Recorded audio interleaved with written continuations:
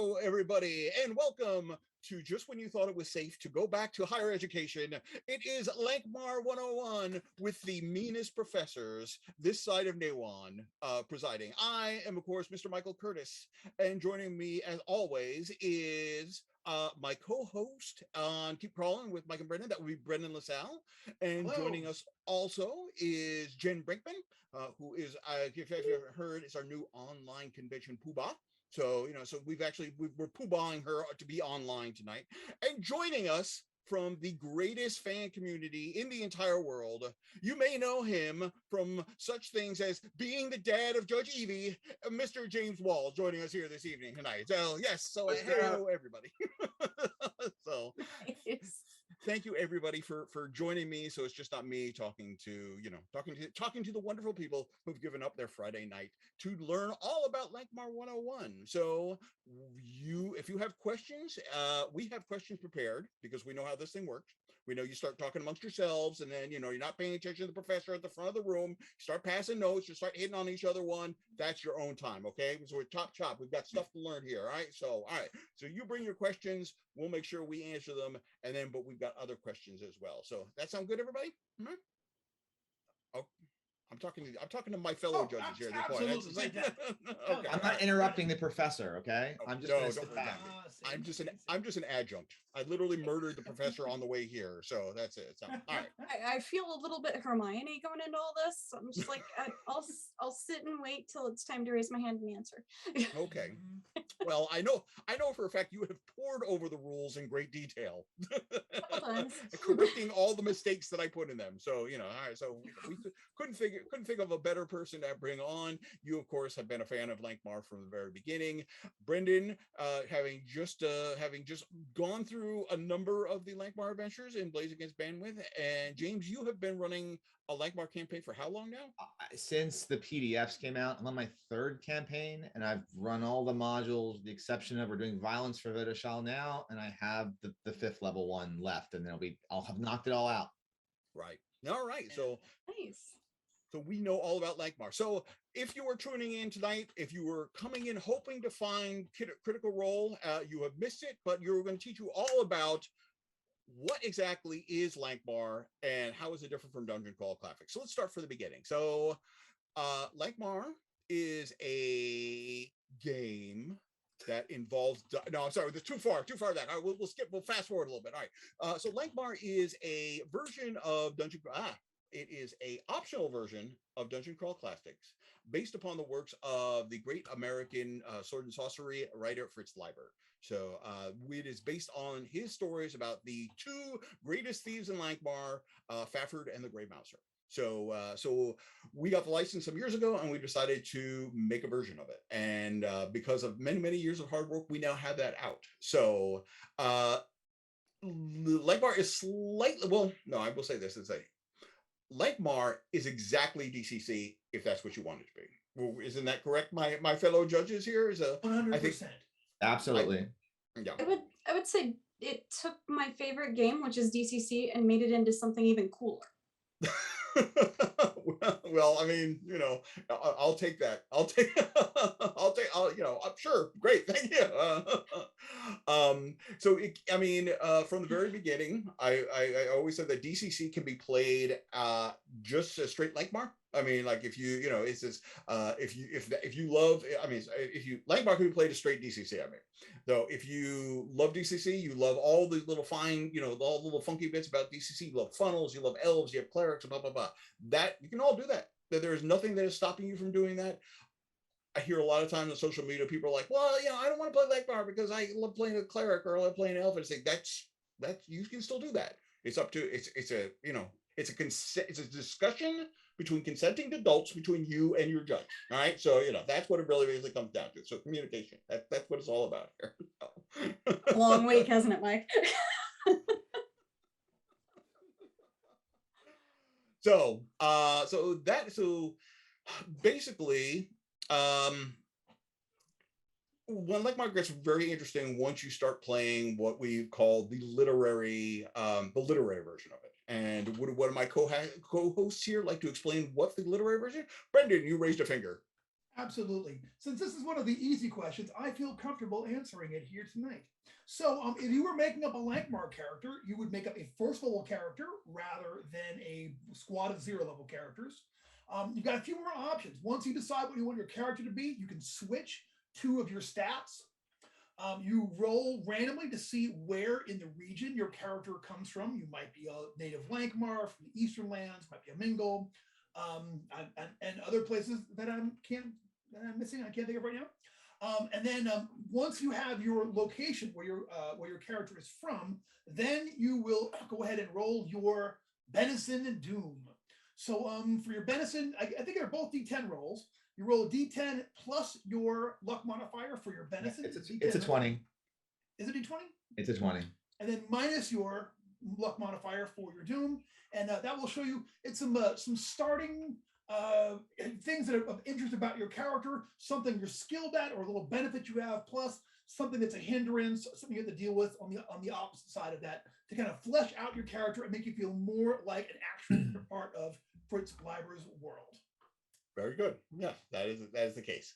So so that is basically how you create a character for Literary Lankhmar. But is there when it comes to picking classes, is there something that somebody wants to mention about that? Because as I yes. Lankhmar as written, there are only 3 character classes. Oh, sorry. Go ahead. Go. No, you know what? You go. It's okay. Warrior or thief or wizard.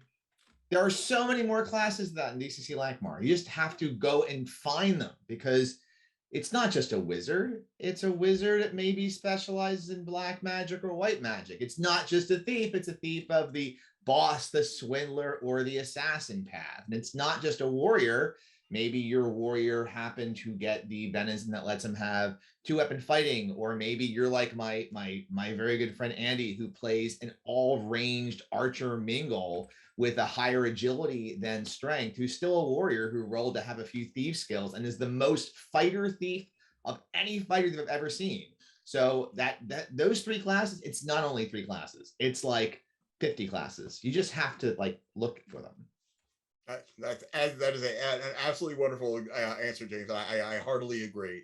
One of the things about introducing Venisons and Dooms was we knew that if you're adapting a Fafhrd the Grey Mouser story, it's very clear from right on there that the Grey Mouser is more than just a thief, and Fafhrd is more than just a warrior. So we wanted to be able to add that stuff in. So the Venisons was the way we decided to go about doing that. So as we were saying, you might have a character, you might get lucky and say, okay, well, I know a magical spell. I'm a barbarian who, like the Snow Woman managed to keep me 1 spell before, things all went pear-shaped, everything. I can still cast that spell. Not very well, but, there's always, hey, if I want to get better at casting that spell, what do we do, folks?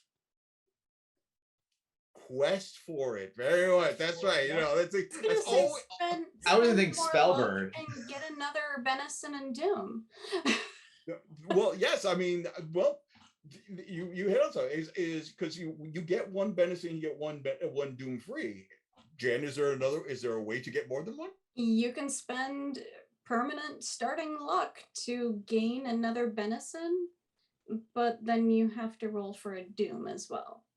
And that is correct. Yeah. So this is you permanently subtract your luck, and various Venisons have a built-in luck cost on what that might be. So it's, if you want to have a lot of money, that's really cheap. If you want to be taught by the fire sorcerers of the East, that's going to be a little bit more. And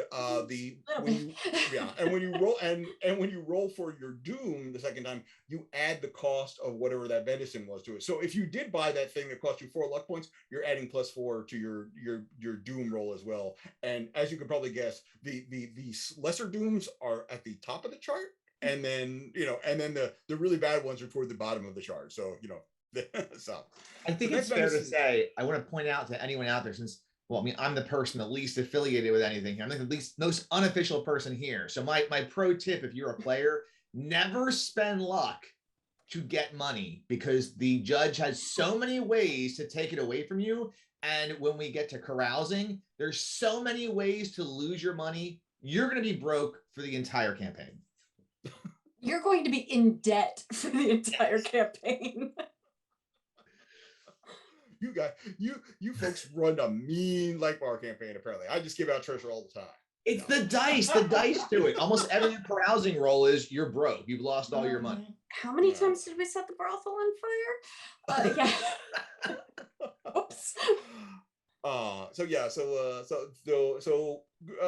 you're playing the literary campaign, it is somewhat different from DCC. However, most of the mechanics remain the same. If warriors can all do mighty deeds.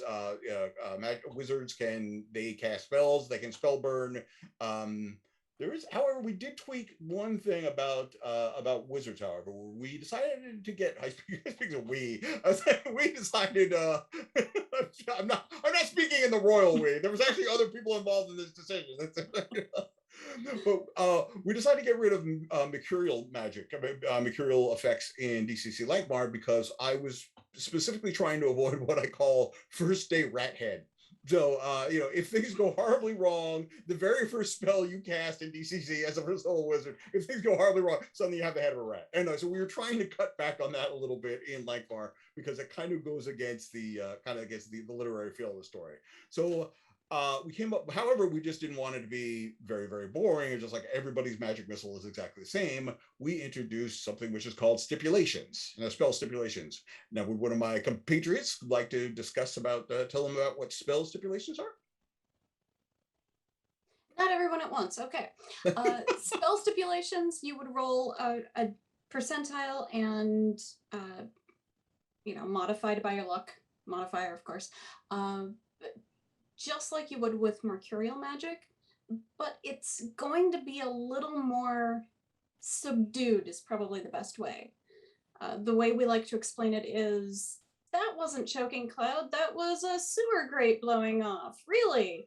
And you kind of downplay it, because just like being a freelance thief could get you killed, being a person showing off in the middle of the streets too much could lead to the same results. But it does give the wizard more an appearance, like to me, of like Mako from Conan the Barbarian, because you have these stipulations where to cast your magic missile, you might need a small drum you have to carry around. And if you want to cast your charm person, you may have had to have meat in the last hour. So the stipulations offer really great opportunities for role playing. I personally think more so than the mercurial magic does in core DCC. So you have these wizards running around with all these little implements they need to have that are mundane, and you can buy them at the corner store on Cheap Street. But you have these cool little trinkets, and a pre-gen for several of my DCC Lankhmar adventures at the cons has been just a wizard with a sleep spell that needs a flute to do it, because a guy with a flute putting people to sleep is kind of creepy, I guess. Yeah. I mean, that thing came up literally because of a line in Ilmet and Lankhmar, because at one point the Fafnir Greymaster get captured by the Thieves Guild, and there's a sorcerer who's involved, and the sorcerer is like they're thinking about should we try to read their minds, and the sorcerer is like, do you wish me to fetch my mirrors and lenses, and we're just like, oh, that's like the perfect thing. It's like you have to go get some sort of material component, so from that the idea was just like, okay, we'll just start implementing that. And as James says, and the more and more we start doing it, the more and more it's like, all right, we have to sneak past the guards by turning invisible. But before do that, I must dance. It's like present yourself proudly. So, yes. Hey, real quick, Sky 2, thanks for gifting out subscriptions, and thank you to all y'all out there who are subscribing to Good Evening Games Official. We totally appreciate it, and it completely helps us out a lot. And if you're watching this, tonight with us here, we're super, super grateful. And if you're catching this later on YouTube, please don't forget to like and subscribe, hit that bell button, and we will continue to send you great content over and over and over again until you hate us. No, just because it's going to be awesome, I promise. Thanks very much. Turn his mic off for a second. Yeah. Yes. So yes. And as Brandon says, what we have to wear bell bottoms? Is that what's going on? You have to something about hitting bare butts? I mean, I know we have a 70s motif for DCC, but so we got to draw the line somewhere. So, Different game, different costuming. Yeah. okay. All Stick right. with the 1970s. So, all right. So we've been speaking for a bit now. So, but still, I remind you, if you were here, you have questions about Lankhmar, we are here to answer them. So, do not be shy. There's no such thing as a stupid question, except if it comes from me. So there you go. All right. So, all right. So we've kind of started up. We've got our characters here. We know a little bit about spell stipulations. We know how wizards are a little bit different. We know basically thieves work the same way that they work. Wizards work the same way. What we did know, we did mention, however, that in a literary campaign, we've only got wizards, warriors, and thieves. So what happens when a heist goes horribly wrong and the wizard is down? I mean, the wizard is down to 1 hit point. The warrior has 4 hit points left and everything. There's nobody to lay on hands. Oh my goodness, this game is deadly and it's terrible. And why is it so popular? I certainly don't know. There's obviously some sort of innate design problem here. All right, so you all agree? TPK. Or is there a way around this? There absolutely is. And what would that be, Brendan? Well, we have got, there are a couple of different ways that you can heal in Lankhmar. You can spend luck in order to heal back a point. And you can also get a bonus on that if you combine that with alcohol. Alcohol is a healing agent, as anyone who's followed the Grey Mouser and the Farford stories knows that, a proper libation was a really important part of their healing regimen. Yes. So yes, yes. As we have a mechanism that allows you to spend luck in order to regain basically a hit die. So basically it's not a healing surge like in D&D. Basically what it is like you kind of step out of combat for a second, or you take a moment, you pause, and you realize that wound that you got isn't quite as bad as you thought. You take a powder for a second, you get a catch up, then you can get up some healing. If you get reduced to 0, you can also spend a point of luck to kind of stabilize yourself so you don't get shuffled off into the Shadowland by death or anything like that. So and it seems to work. I mean, obviously people have been running. So it's been running. It worked all through play test, and now it's out in the public, and people are playing the game. So I guess we got it work right. So that's it can be interesting after a critical. Like if it's like this hit pops your eye out, it's like, oh, luck. Here, I've just healed myself. Well, you put it back. It just goes back in. It was a thread. Just back in with like a stick or something. Johnny Knoxville action right there. We leave it up to the judge and players to explain such circumstances. We had to work out with the thing. And yes, as well, Fritz Leiber was no stranger to a good drink. So we knew Fafford Grey Mouser were either. So we decided that good, and there's a lot of booze mentioned, a lot of different types. So yes, you can drink, and that gives you a little bonus to it. And we have a very handy dandy list of all the different types of booze available in the world of Fafford the Grey Mouser. So no Restoratives. Restoratives, yes. Jen, what's your favorite one? Actually, the caramel wine. The mushroom wine, is that the caramel wine? Yeah. I think so. The one that actually has the madness table. The one that nobody can afford, really. Right. That's why the affordable ones are great. I like how my players, when they're at the bar, just load up on like 6-packs. They're like, wait, who's got the sour wine?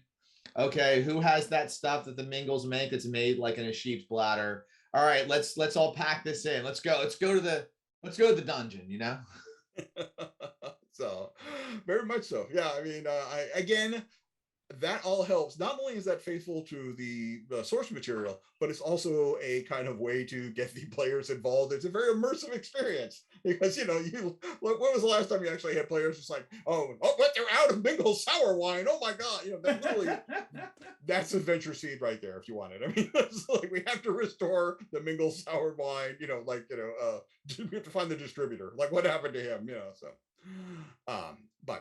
So yeah, so you can use luck. You can use luck to heal yourself in Lankhmar, but the problem is that if you don't know much about Lankhmar, you might be saying, well, that sounds like spending a lot of luck, and unless you're a thief, you're going to be out of luck pretty soon. Well, that's where you are wrong, my friend. I respect your opinion. However, we're one step ahead of you. Now, early on, we had a discussion about the luck economy of in DCC, and we said, what can we do to tweak that? And then the idea of fleeting luck came along. So, fleeting luck is I have to say, I'm very proud of Lankhmar. Fleeting luck is one of the things I am most proud of because once we had it working, I said, even if DCC Lankhmar completely tanks, this will survive, and we're going to start seeing this in other DCC games. And sure enough, it has if there is ever a DCC revised version or whatever, fleeting luck I'm sure will be part of the actual game mechanics going forward. It's just been that popular. So the way fleeting luck works is you can earn kind of temporary luck that you can spend just like regular luck. You can do that by anytime you roll a critical success on something, you get a point of fleeting luck. Anytime you do something which is kind of genre appropriate for Fafhrd and the Grey Mouser, which usually means some asinine idea, that'll gain you luck. Judge isn't allowed. I'm sure, Brendan, you award luck for people who just entertain you, right? That's like this is my rule. If I laugh so hard that I kind of have to take a breath and step away from the machine, I'm throwing fleeting luck out there. And it happened a whole lot. I don't mind saying no. Fleeting luck has been very helpful during the pandemic because I have a 24/7 job and I get phone calls and texts sometimes during game time occasionally. And we have a rule that if I have to answer a text or a phone, in order to get my players to not be too pissed off, they all get a point of fleeting luck. Oh, nice. So that way it sort of like mutes the fact that I have to like step away for like a minute or two. That's very cool. It's a very meta tweak to the rules. I like that. Fleeting luck is the mechanic so good that I've stolen it not once but twice now for different things I've worked on. Just tweaked it just enough. So X-Crawl, basically, the first time I played the fleeting luck, I was like, oh my God, this is how Mojo should go. Ding, ding, ding, ding, ding, ding, ding. Thank you, Mike Curtis. So I sent a quick email. Mike said it was okay, and then I stole it. And then I guess I can't talk about this yet, can I, Mike? Is it in the beta rules? Yes, it is in the coming soon to a convention near you. Let's just say another thing. Yeah. So and you can tell So what you can say what is it called? Maybe I'll give him a hint about what it is. It's called the system is called Oozing Luck, and look for it to come to a newsstand near to you soon. So there you go. All right, we've done our part to pimp up Brendan's upcoming stuff. So there you go. So, good night, everybody. No, there's actually more going here. So the thing about fleeting luck is it sounds, theoretically, I know what some of you are already thinking. You said, oh well, if you're giving out luck, all I have to do is wait until the very end of the adventure when we fight the big bad guy, and I have a pile of luck to to go take care of him with. That's perfect. I say, but. That's wishful thinking. Because, Jen, what happens with fleeting luck? Because the first time a single player rolls a nat 1 on anything outside of a luck check or initiative, everybody loses that fleeting luck. It's gone. It all comes back in. So it really encourages people to use the fleeting luck, or, we have the luck tokens. It encourages people to use them, lay them out on the table. Everyone sees what's out there. It really encourages the cooperative play too, because I don't think we've touched on this yet, but you can spend the fleeting luck on behalf of another player on a 1-for-1 basis, blah, blah, blah. Yeah, unless you're a split soul hero, and then you get basically a halfling like Venison. But you spend the fleeting luck because otherwise it goes away. And it all comes back into me. Often far too soon. Yeah. So, and we made it that you can spend it to help out one another, because if you're playing the literary version, we don't have any halflings, so so you don't have the little luck battery falling out. So everybody else is kind of like helping one another to kind of overcome adversity and get things to go along. So as I said, it's going to be very popular. I wish I was smart enough to have a at least a controlling interest in certain, custom poker chip companies because because there was for instance, like even before we officially released them, there was people would show up at conventions with their custom made fleeting luck tokens and everything. So but so we finally beat them to the punch. so so the in case if you did not watch the show on Wednesday with Harley and I, where we were doing the unboxing of the Greatest Thieves in Lankhmar, available, at least I think they're gonna, Jen, those weren't necessarily con exclusives, right? Those they've got SKUs, which leads me to believe they'll be on the website after we're done with the pre-order phase. That's what I thought, because there was a price tag on them. so yeah. So in sometime in the near future, we will be selling Fleeting Luck. So good question though. I see that. So is Fleeting Luck balanced enough for regular DCC just to drop it in? Yes. Yes, it is. One of the design philosophies about DCC Lankhmar, it was that you could play it just using the basic DCC rules. You had to be able to basically take anything from DCC Lankhmar and put it in your standard DCC campaign, and you had to be able to play it kind of literary style. So yes, it does work. Ooh, on that note, I'm sorry, something that's not on our list. If you want to take these things and use them in your regular DCC game, there are expanded corruption tables for DCC Lankhmar, as opposed to just the little ones with a list of 10 things for greater and major. And yeah, we've got full pages. They're pretty awesome. Right. But again, it was one of those things that we were trying to avoid the first day rat head thing and everything. So they're slightly toned down from some of the crazy ones in there, but some of the ones in DCC are rather especially the minor ones and everything. So, but you're right, it's definitely a way to if you're tired of especially the greater and the moderate corruption, which was the same 10 results. I have a claw hand. Yay! Right. I'm out of hands. What happens now? Everyone has a claw hand in DCC. So yeah. So the only thing that I wouldn't really recommend, and I think I specifically call that in the rules, is if you have a cleric, don't use luck as healing as well. Is that because cleric can already just lay the they can keep a party going once you start throwing this point where you can you have a fleeting luck and the cleric I'll just heal myself and everything like that. Eventually it's just the judge has no choice but to throw Godzilla at you because he's got to suck away those hit points somehow. So yeah. Well, I'm sure you're going to get to this in a moment with the other more party-based rule, like the let's go to the bar kind of rule. But the other thing with you try to use luck healing in regular DCC is you don't have a mechanism to generate luck back, because only the halflings and the thieves in DCC can regenerate their luck. You may have that warrior that's really happy they're spending that luck now, but in regular DCC, unless you happen to have a system to get your luck back at the end of the adventure, you're going to be out permanent luck. But Lankhmar has a fix for that too. If we only had a fix for that, James. So yeah, I like I said, is the if you I would spell that further in there, but you don't want to double dip on healing basically. So if you're using fleeting luck, don't use it, the healing thing. That's basically the only kind of suggestion I have. So but it works. No.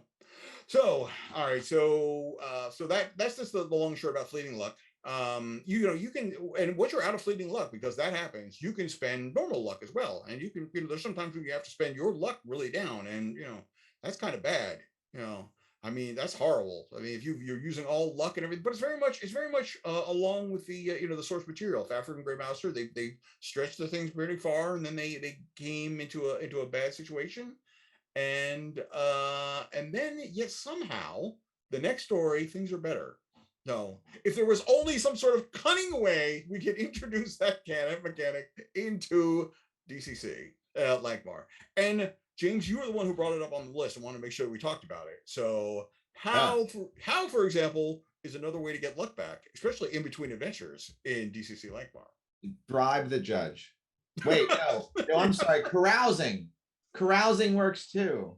So carousing is a mechanic in DCC Lankhmar where when you're low on luck and you're low on permanent luck, so maybe your fleeting luck is spent, you have 9 luck and you really need to do something, so you end up throwing 6 points in, and you're like in a regular DCC game, maybe your character is going to live for several sessions with 3 luck. That's not so in DCC Lankhmar. In DCC Lankhmar, you can go out and have a festive evening on the town, and fortunately, you're going to get some luck back when you do this. You decide how much festivities you're going to roll. You're going to pick a die type from a D3 up to a D20, and you're going to generate some luck back.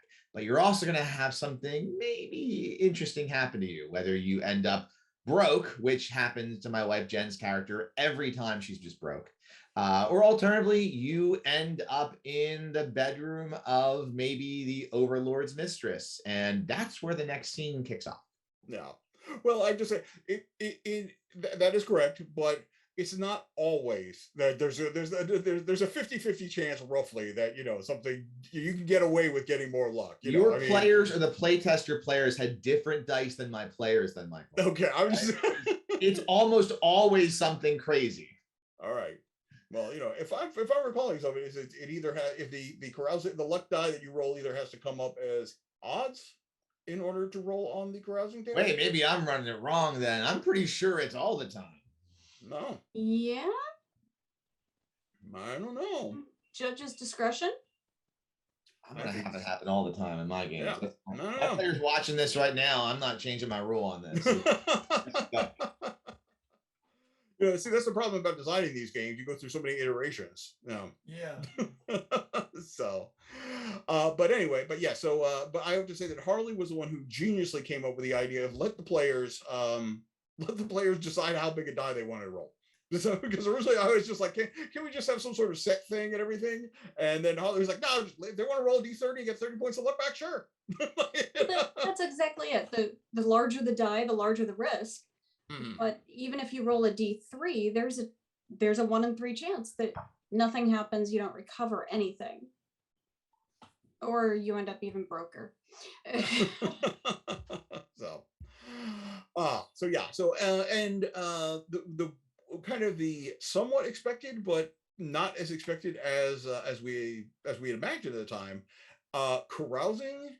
The carousing table basically writes adventures for the judge. That's so I have heard so many stories about how the judge was like, oh well, I was going to run acting up in Lankhmar or something, but then we had a carousing session, and next thing you know, the players have stolen an idol and they're on the run, and they're being chased by eunuchs with scimitars and all the rest of that. So that's what we did the next session. We never quite got around to acting up, but so well, and I'll put this out there for anybody that doesn't want to take the time to build a campaign. Just have people start rolling on the carousing table. That will get things kicked off, and you've got an easy session or two based on all the complications they're in. Yeah. I mean, that's if you've run a couple of games of like Gen Con or something. We had everybody make up characters. You didn't really have anything. You just rolled on the carousing table, and that was what you ended up doing for like 4 hours. That's exactly what I did for my very first sandbox game, and it turned into like Ocean's 11. Oh, I see that is it Judge Joan had a question. Yes. So how does the rat game work in the game? Good question. A rat snake? Joan is referring to rat snake. So I can't think of anybody more qualified to answer this than Jen. So Jen, would you like to talk about how, because I know your group play tested rat snake like in the campaign. So you want to give a little anecdote about how that worked out? Wow, I just started my sentence with so I'm terribly sorry. Being a resident of Las Vegas for over 25 years of my godforsaken life, Bob and I looked at the odds, and we play tested the craps out of this game. I think my favorite moment with it was when I was trying to recreate this playmat thing on one of those dry erase boards, so that Harley and Taco and who else was with us? Brendan could learn how to play and learn the difference of the odds and everything. And that was one evening at Gen Con, and and Terry was with us, and that's why I don't remember much of it. Yeah. But wasn't there a period where Rastek almost derailed your home campaign? Like, weren't you like, maybe Bob was running it or you were running it, but like, wasn't it? It's just like, we're gonna have to go on adventure, but first Ratsnake. That was like. we did stop things for about an hour out of each session for probably a month or two. Okay, we're gonna play this more. Why? Does it have any repercussions in our game? Sure. No. So Ratsnake, the game, is kind of a meta thing. It's not, there's no real rules which are tied directly into it. You do get some funky dice. Well, they're not funky dice. They're cool dice because they only have 6 sides, but they have a rat and a snake on one side. And however, I did create I think it's in Rats of Ilthmar. There is the gauntlet thing that you're looking for. There is the magical effects that you have. I say, if you have them, roll the rat snake dice, because there's like 1 to 6 effects coming, and like the rat is obviously the best, best effective event. But for the most part, it's just like, if you, again, it's all about immersion. It's meanwhile, while the players are borrowing over like who's getting the Mingle sour wine, everybody else is rolling rat snake dice. That's how it works. So. And the player with the gambler venison obviously wins. Exactly. So yeah. But yeah, Rat Snake, one of the great things which came out attached to it, and would like to see it return at some point. So maybe next Kickstarter. So we'll have to come up with another game maybe. So something card based. So all right. But speaking of dice, everybody knows. Well, I'm sorry. Everybody who's read the Fafhrd and Great Master stories knows that the two of them have patrons, which should not be very surprising if you play DCC, because I'm among, aside from like Moorcock and Elric, I think the idea of like players having some sort of supernatural agency to to help them out definitely comes from, there's a Leiber influence there. So we wanted to mimic that. We wanted people to have, be able to say, okay, well, I'm going to get a patron, and just like Ningauble and Sheila, the Eyeless Face and everything, they basically are a great tool for the judges. Like, I need you to do something completely stupid this week. So you need to go steal from the Tower of Black Death. You need to go steal like unwashed underpants from the great mummy's pharaoh, Ecting the Fifth, and bring that back to me. So, so there you go. There's something right there. So, but in return, they will actually occasionally step in to help you out. And the mechanic we came up for that is something which is called the patron die. So, James, you want it? No, I'm just kidding. So it's the one that throws me still. I know it shouldn't, but it does. It's like spell duels. It's like because you have to roll the dice. Also throws me still. Exactly. After years of playing this game. Exactly. Like I said, it's like the patron dice are like we said before we started. It's like the only thing in Lankhmar that I had to come up with a table to refer to that I still have to look at because you can use patron dice for a whole bunch of different things. You can use them if you're making attack, and use them if you're making spell checks or saving throws, skill checks, or whatever, depending on who your patron is. So, for example, if your patron was Kos, the god of war, he doesn't really care much about making your spell check, so he's not going to help you out on that. But in your attack rolls, yes, that's definitely going to be the case. Whereas, Ningauble is all about getting information and spell casting. He doesn't really care much about fighting.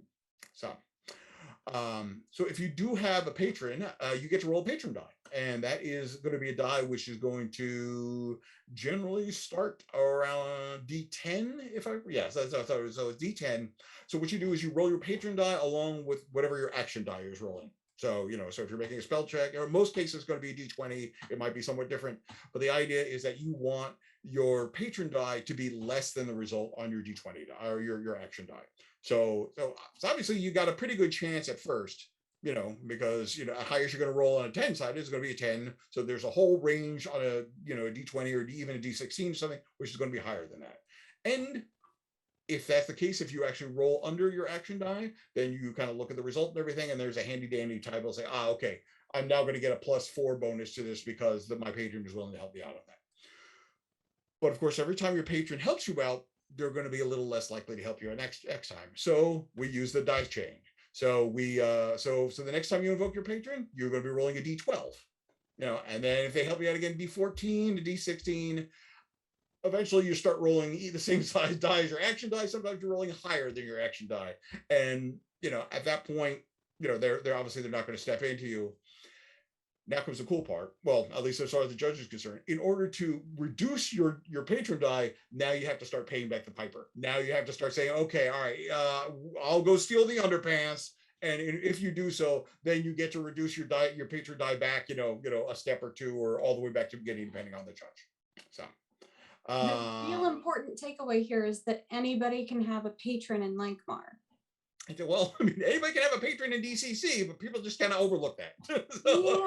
Yeah. All you need is a friendly wizard. We got to start small here, Mike. So, yes.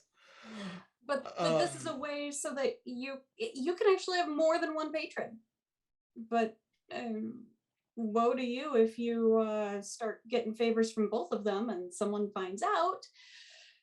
Yeah, Shilda's not going to take too kindly if you're serving both he and Ning, for example. No. It can get awkward. A little bit. So I see they have a question for me. So will we be getting any more revelations from the Leiber archive in Texas? Doubtful. I mean, I did pull out an undiscovered manuscript, which kind of was based on, that's what the Land of Eight Cities is basically based on that. All the most of the information is from there. If we had another Kickstarter and we needed enough money and he wanted to send me back to Houston to see if I could find something else, I would say yes. But I my notes and everything is we basically have kind of I've gotten what I can out of that. But there's a whole bunch of stuff which I just didn't have the time to look into because I was only there for a week and there's a lot. So there are boxes of Fritz's. I mean, some of us offered to be your assistants. But... well, it wasn't up to me, I mean, so I mean, we'll add a different stretch goal that time. It's like with this, for everyone we hit, we start getting more and more, more and more assistance. That's it. Nothing. I don't have anything planned that I learned from the archive. I still have all that material. Who knows? Maybe I'll go back over it and I'll think, hey, we really didn't touch on this. All right. There's stuff that I would like to do. But it's not really going to influence game stuff. Let's put it that way. All right. Oh, so that's basically how the patron went. So I don't know if that's a question for me. So will your patron give you a Ningauble token? I think that might be for somebody in the chat. Maybe somebody who's looking for a straight Ningauble luck token. So I can't help you out there. How about new adventures? You know what? I think we're done. Yeah, we got no. Shutting the door on the whole chapter of Lankhmar. But thank you all for showing up. We appreciate it. Good night. No, actually, there is stuff in the works. Next year where there is stuff on the Lankhmar release schedule that is not the Kickstarter. So I'll say that now. Okay, so it's been a little while, but there's this thing called the Dying Earth, which came along and basically ate up. I think it devoured all of the writers in Goodman Games. It is Jen has no life anymore. I mean, she's living on the Dying Earth like 24/7. Yeah, this isn't news. So once there's that thing called DCC 100. There's let's just put it this way: as the person who is responsible for the production schedule this time, there's stuff, but is on the other side of stuff. so it's like a log jam. It really is a log jam. It's a Harley Stroh shaped log jam is what it is. And, there's an image. And Harley can literally hold back the entire production center, but it's just by his sheer manliness. So no, it's Harley. So once once we start seeing, once DCC 100 comes out, it's going to be like, oh, this was why we were waiting. This is absolutely awesome. So Yeah. All right, but yeah, more stuff is coming. It's just, I mean, in fact, actually, the kind of the license stuff is the stuff that's easier to produce in a lot of ways, because we don't have to call that DCC 99.7, 99.8, 99 point, trying to put things out before DCC 100. But yeah, more stuff coming. All right. So, okay, dude. I can't. We usually Joe is really good about reprinting stuff. If asking whether reprints on 10 or 11 are coming, I would assume that they are. However, in case you don't really have been paying attention, kind of what's been going on, like obviously we all know what's going on in the world. This has been hitting parts of the industry even more so. The queues for printers right now are unbelievable. I mean, so we're putting stuff, like we have to get stuff into like a printing line much sooner than we normally have to. There was just a piece actually in Time about how shipping is impacting gaming companies. There are some companies who their shipping containers, they have sold everything that's in that shipping container. That shipping container is still sitting on a dock in China. So I mean, that's how crazy things have gotten. So so we're everybody's being affected by it, but we're going to get things out as definitely as quickly as it plans. So, but all right. I think that's a lot of the kind of the dice stuff. But so I think it's a good thing to kind of any chance of updating the original pre-box trio. I don't know.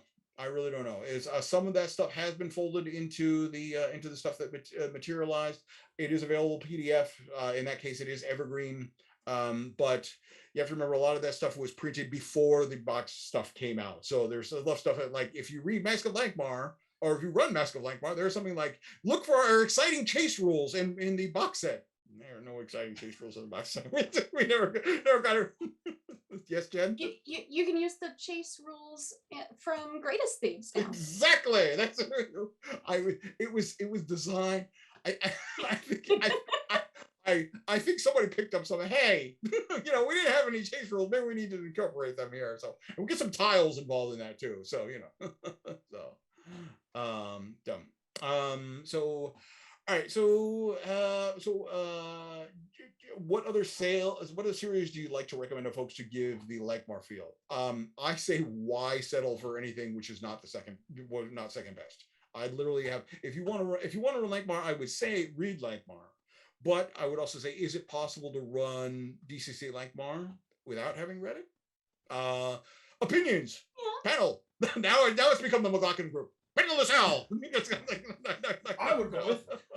You might try. What's that one? Now that I'm on the spot, it's gonna. You know what? Come back to me. I got one in my head, but The Lies of Lochlamora. The Lies of Lochlamora. I feel like it's got a different vibe, but a very cool kind of like fantasy city, like just chock-a-block with thieves and intrigue kind of a vibe. I would do that one. That's very, very good. And it's like a Sicilian Lankhmar. Okay. Oh, hey, yeah. Well put. It's by Scott Lynch.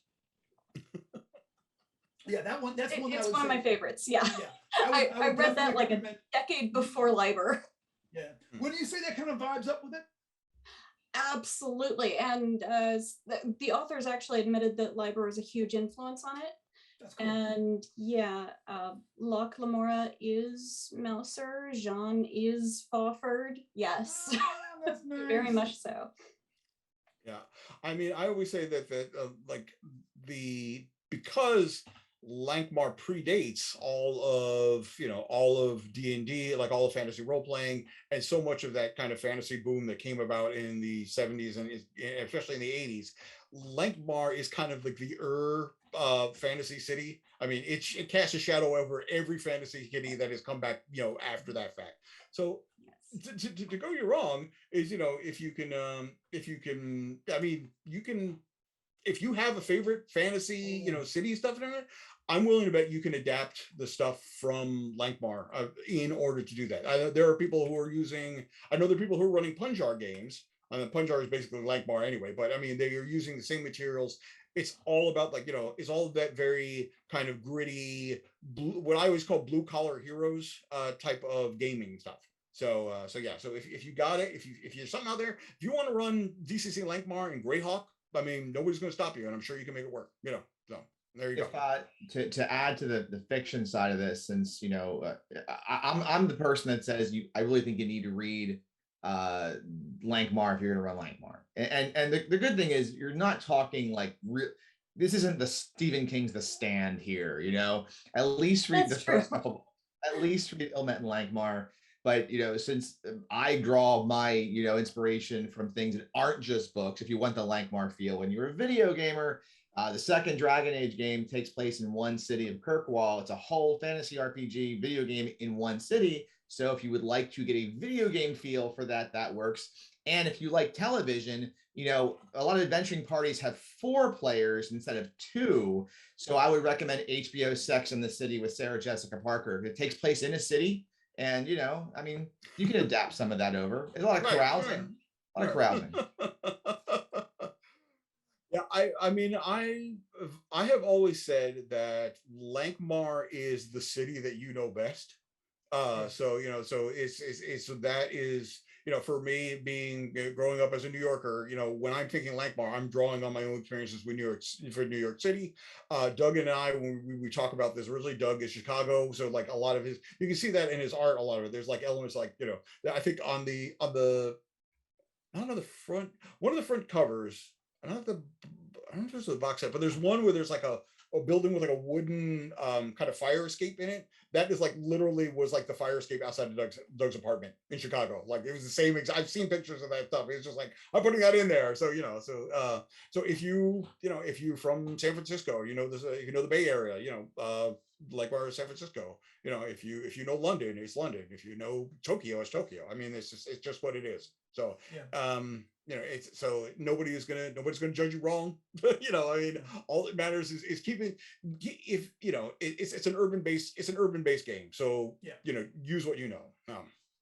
In my home campaign, it's a very, very much New Orleans based. It really, I really draw from that a lot.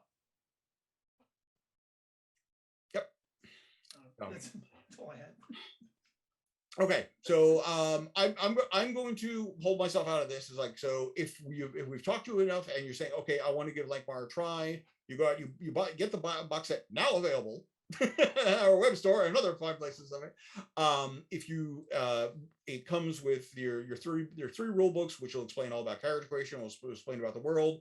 It will give the judge everything they need in order to run the game. And we were kind enough to throw in a first level adventure in there, No Small Crimes in Lankhmar, which is enough to get you get a game going using that. You can use that as what we call a meet, which is rather than a funnel. It's kind of how we bring players together for the first time, form that group. But as we're up to 10, 12, 13, I don't have lost track of how many we put out there. So so you might want to say, okay, what's next? I will abstain from doing this. But no, Jen, you don't want to say? Jen, you want to answer? No.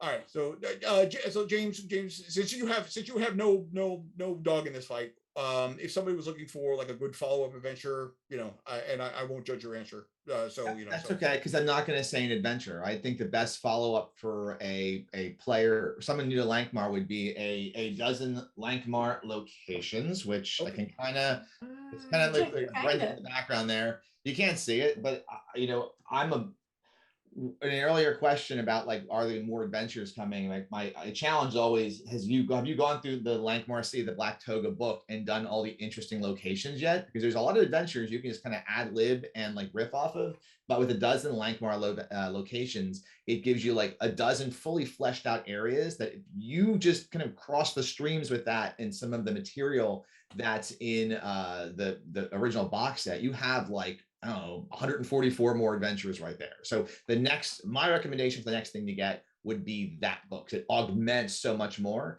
Plus you could use it to fill in. There's a boat map in there and a boat detail. I've used it for 4 adventures, so it just has been perfect for me.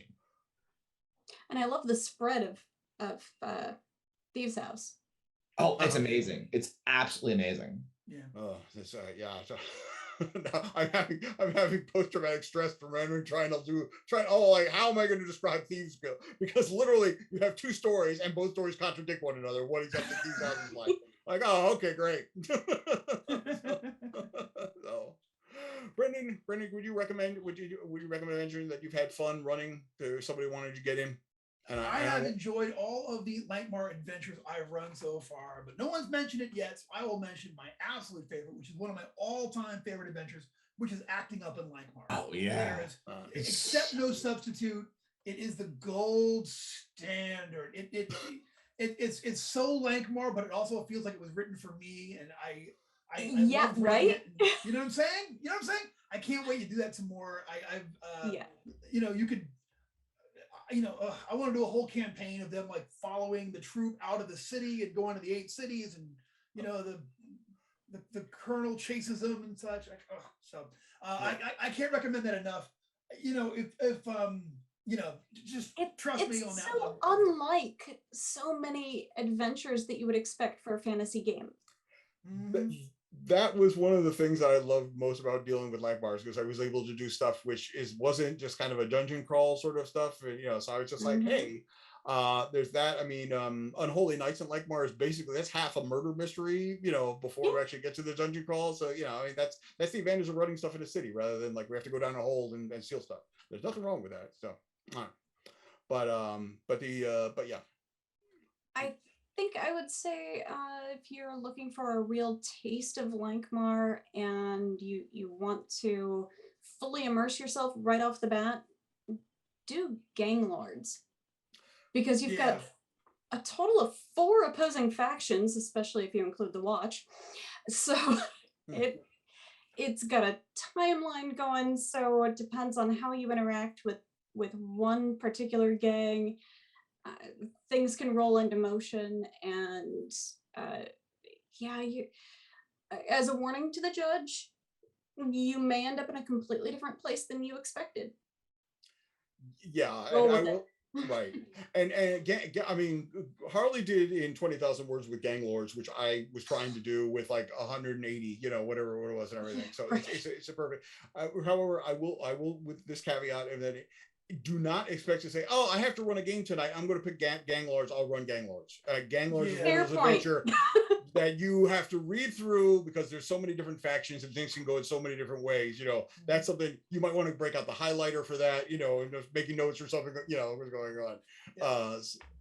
I will say, if you are going to do that, if you're going to have to like bust out one that day and run it that night, run the Fences Fortuitous Folly. Boom. You can totally... I read that and I'm like, oh, I can run this right now. I haven't yet, but it's ready. Yeah. All right.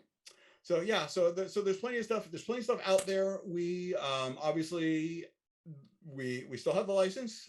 We've got a lot of Kickstarters to fill. I'm, as we speak, working on Lankhmar Phase 2. I've already reached out to some people. We've got some stuff, in planning and everything like that. It took us 5 years in order to put out, the original box set. We hope to have a shorter turnaround this time and everything. All right, so especially it because was worth it. Oh, it definitely was. It definitely wasn't a cash grab. So, but there are things. I will tell you this: the original plan was that we wanted to do Lankhmar. We wanted to do kind of like the immediate area around Lankhmar, and that was going to be the kind of the nucleus of the license and the setting and everything. And then further releases would kind of begin to spiral out from there. So so there's a lot of ground we haven't covered yet, which I definitely want to make sure that I get in there. So we've touched on Ilfmar a little bit. We've gone to the Land of 8 Cities. There's some places further south, maybe a big giant underground civilization that needs to be taken care of and introduced in there. So something I've already run a play test to back in the world that was, and you were actually going to Gen Con, and which will probably be coming out again. Denver. So City of Ghouls, always popular. Nobody's really gone out there before and come back with any information. Want to know what that's about. Shadowland. Who knows, so there's plenty of stuff. Big giant mountains. I don't know. It's really going to find out how much word count we have to play with. So, I want more, and I'm very happy that I'm going to be able to deliver it. So that is that. I think. All right, and I think we're running up to. We've been chatting for about an hour now. So, anybody have any final words amongst my fine judges here to any wisdom to disseminate to the master? James, yes, you have raised a finger. All I would like to say, since I have a chance to be here with you, Michael, and with Jen, and obviously Brendan, but to you, Michael, and especially, is that in the last year and a half, things have been pretty awful in the world, and I have had some. Blame me for that. No, getting there. You know, and with we had an online group that was created to give ourselves something more to do, like during everything.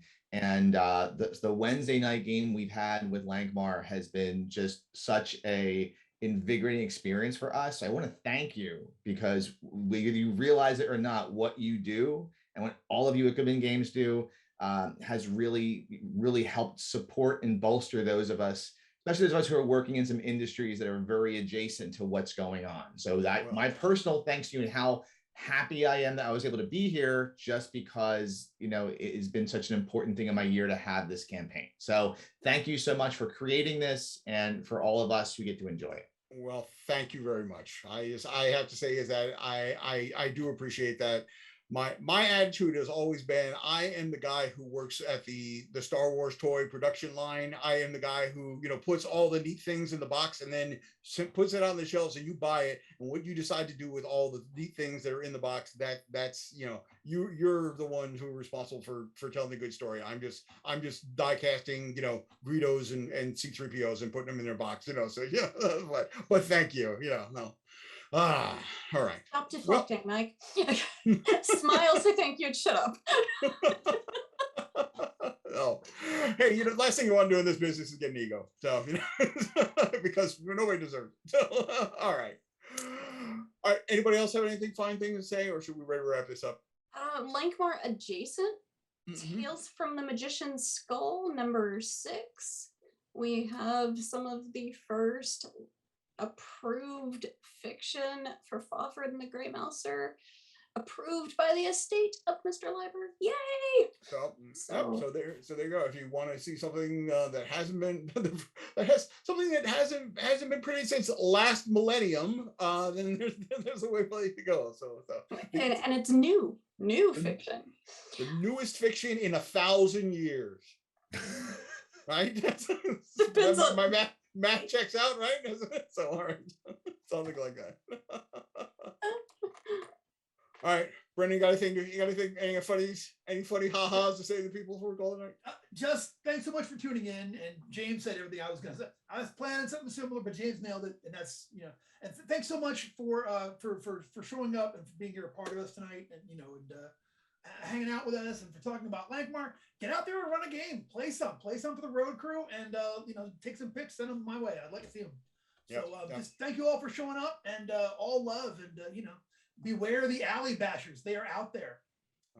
And a real quick thank you to our wizard behind the screen, Mike Blakeman. Mike, you've been awesome tonight. Thank you for pulling up that awesome music. I see him right there. He's not behind the screen. No, no. All right. Yes, I thank you very much for tuning in. I hope we were both entertaining and educating. And I hope that if you don't have it right now, you haven't, or if you've been holding off because, say, you haven't read the Lankhmar story, you know who you are. You should immediately start playing that immediately. So just forget about it. All right. So thank you very much. We'll check in. Hope to see you at Empire of Cyclops Con is coming up in about 5 weeks or so. So we hope to see you then. So in that same, may all the fleeting luck go to you. So good night, everybody. Take care. All right. Night.